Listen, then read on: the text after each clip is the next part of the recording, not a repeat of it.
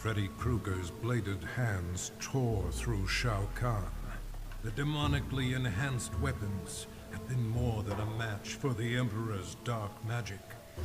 Though Freddy had saved Earthrealm, Nightwolf recognized him as an evil spirit, and in a shamanistic ritual, sent him back to the Dream Realm. But that decision proved ruinous. Freddy did not resist. He welcomed a return to immortality. From the Dream Realm, he will again create a nightmare in Earthrealm.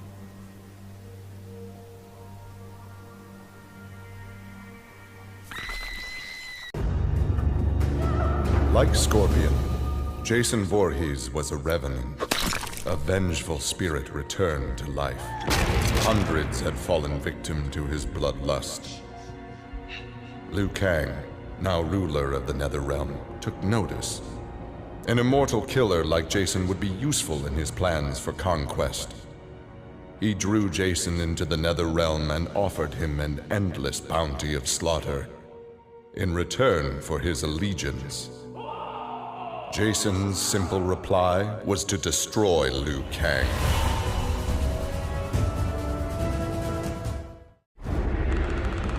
This world called Earth produced many worthy opponents, which made for excellent sport. Some possessed a power previously unknown to the Predator's race, sorcery. The Predator sought to harness this new power for use in his conquests. He analyzed a trophy from a recent battle and eventually discovered its secrets. With the power of sorcery, the Predator was unstoppable and decimated whole worlds single-handedly. He had become the apex predator. Leatherface had cut down the old man in the strange outfit. Maybe now that he was dead, the pretty yellow-haired gum-chewing girl would notice Leatherface. Putting on his fanciest mask, Leatherface found the army camp where the pretty girl could be found most days. He had to cut through a few guards and more than a few of her friends to get to her, but it was worth it. He pulled out the old man's face, which he'd saved for the girl as a present.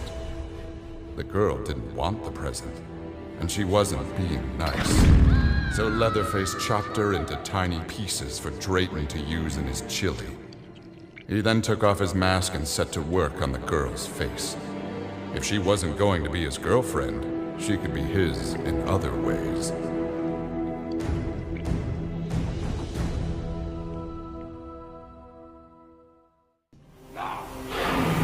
The alien tore through Shinnok's flesh, reducing him to a bloody pulp.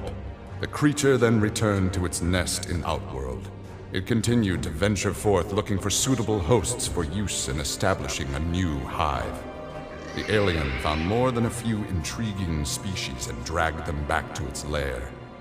Once a queen had been spawned, the alien's new hive multiplied quickly and spread unchecked throughout the realm.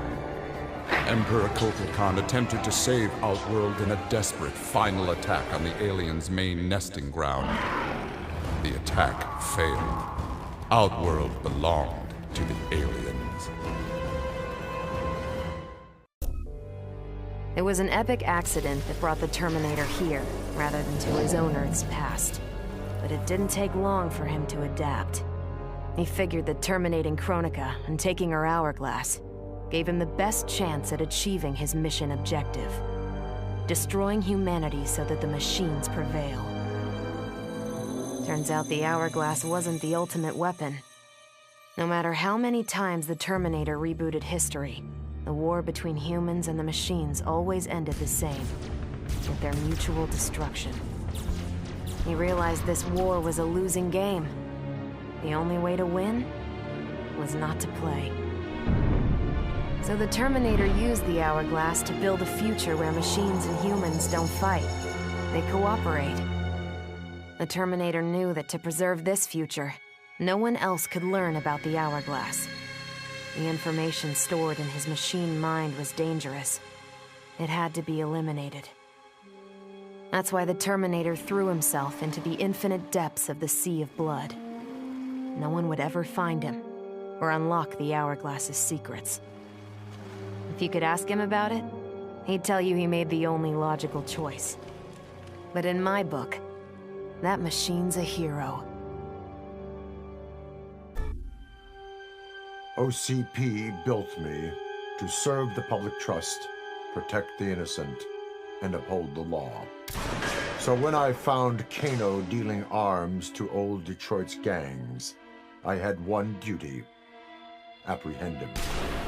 I never thought the chase would take me to a different universe, let alone end in a fight with Kano's protector, Kronika. And when Kronika went down, something unexpected happened. Her power washed over me, sweeping away the limits my designers had put on my programming. For the first time, I saw the depth of OCP's corruption. It wasn't just a couple of greedy executives. It was the whole damned company. OCP is making a killing playing both sides, selling to cops and criminals. When I get home, I am bringing them to justice. It will not be fast or easy. OCP has too much cash and too much firepower for me to clean things up alone. It is a good thing this will be an interagency effort. Welcome to the future of law enforcement. I didn't ask for this war, but once it started, I had to finish it. Hands down, Kronika was the toughest enemy I ever faced.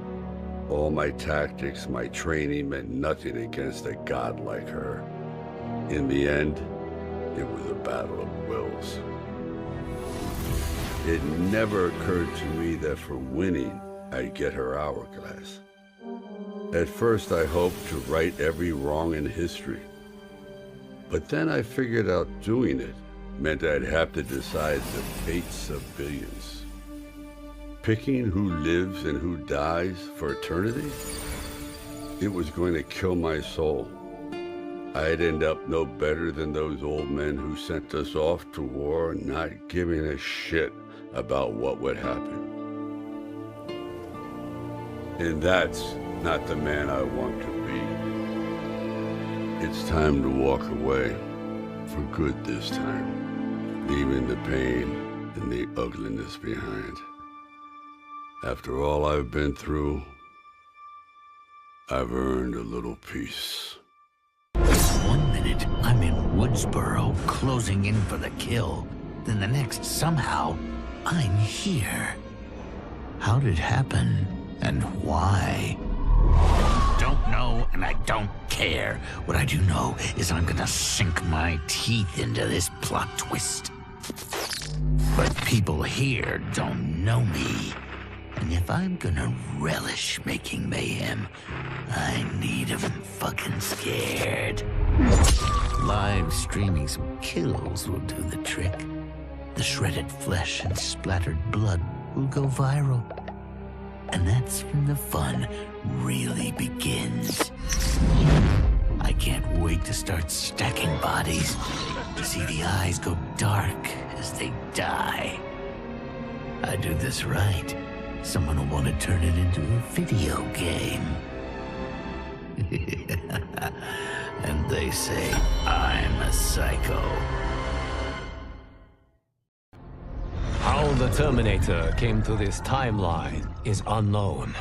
The danger he poses to it, sadly not.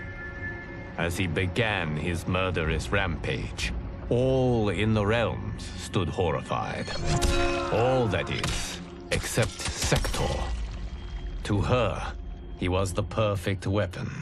One that once added to its arsenal would make the Lin Kuei invincible. Upon capturing him, Sector worked feverishly to commandeer the Terminator's cybernetic mind. But she underestimated his machine intelligence. He broke free and quickly seized control of Sector's factory. Soon, it was producing Terminators by the thousands. They have caused death and destruction on a scale unimaginable.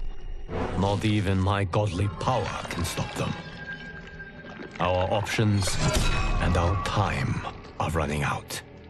If we cannot soon find an answer, this timeline's flesh and blood beings will be obliterated.